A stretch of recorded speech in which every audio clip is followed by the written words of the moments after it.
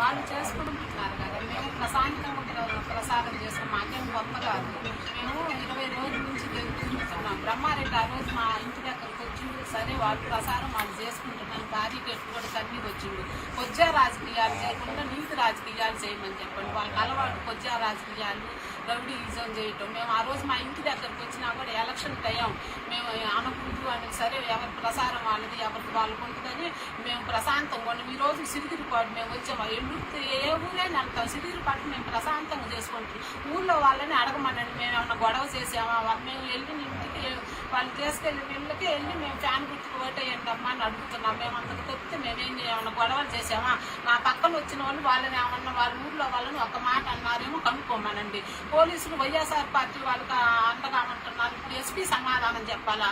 ఇప్పుడు ఎస్ఐకి కూడా దెబ్బలు జరిగినాయి కదా. మేము అంతకుముందు వైఎస్ఆర్ వాళ్ళు పోలీసులు అండగామంటున్నారు. ఇప్పుడు సమాధానం చెప్పాలి, ఎవరు గొడవ చేసింది, ఎవరు చేసిందని.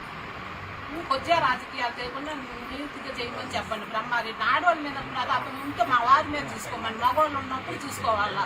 వాళ్ళు కొద్దిగా రాజకీయాలు ఆడవాళ్ళ మీద ఎగబడి కొట్టడం ఏంటి అసలు? మేము ఇన్ని రోజుల నుంచి ఇన్ని ఊర్లలో వెళ్తున్నా చూడండి. ఏ ఊర్లోనైనా ఒక్క గొడవ ఏంటంటే అన్నా కూడా మేము పట్టించుకో. అనంతరమ్మ మనం ఓటు అడగడానికి వచ్చిన వాళ్ళు సరే అనుకుంటాం, నువ్వు గమ్మును రాని, మేము వెళ్ళకుండా గమ్మును వచ్చేస్తాం. సిరిగిరిపాటు అంత వాళ్ళకి అంత గొప్ప? మాకు రారా మాచెల్ల రారా? వాళ్ళు మాచెల్లో తిరగరా?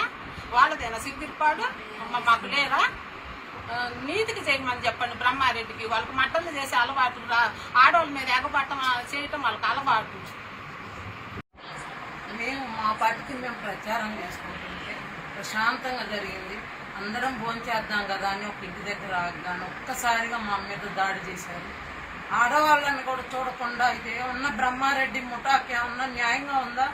పరిగెత్తుతూ మేము పడిపోతే నా చెయ్యి ఫ్రాక్చర్ అయిందో ఏమైందో తెలియదు, విపరీతమైన నొప్పి వేస్తుంది.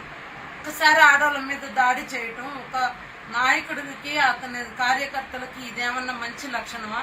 ఇదేనా నువ్వు తీసుకొచ్చే మంచి మార్పు అంటే?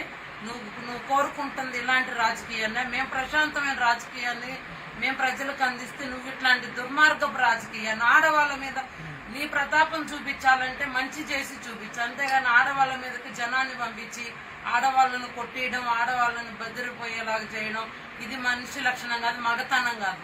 నీకు దమ్ము ధైర్యం ఉంటే చేత అయితే ప్రజల్ని కాళ్ళ వేళ్ళ బతిలాడుకొని మంచితనాన్ని చూపించుకోవాలి. కానీ ఇలా ఆడవాళ్ళ మీద పంపి రోజు ప్రశాంతంగా ప్రచారం చేస్తుంటే ఈ సిరిగిరిపాడు వచ్చిన తర్వాత ఈ రాజకీయ కక్షలు ఏంటి అంటే, కడుపులో మీరు ఎంత కుట్ర పెట్టుకుంటే ఒక్కసారి మేమందరం ఒక చోట ఉన్నప్పుడు దాడి చేశారు.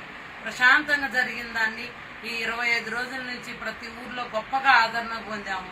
ఈ ఊర్లో అంతకంటే ఎక్కువ ఆదరణ మాకు వస్తుందని చెప్పి కడుపులో కక్ష పెట్టుకొని ముఠాగా వచ్చి ఒక్కసారిగా మా మీద దాడి చేశారు. చూడండి ఎంతమంది దెబ్బలు తగిలి, ఇంకా చాలా మంది కింద పడ్డారు.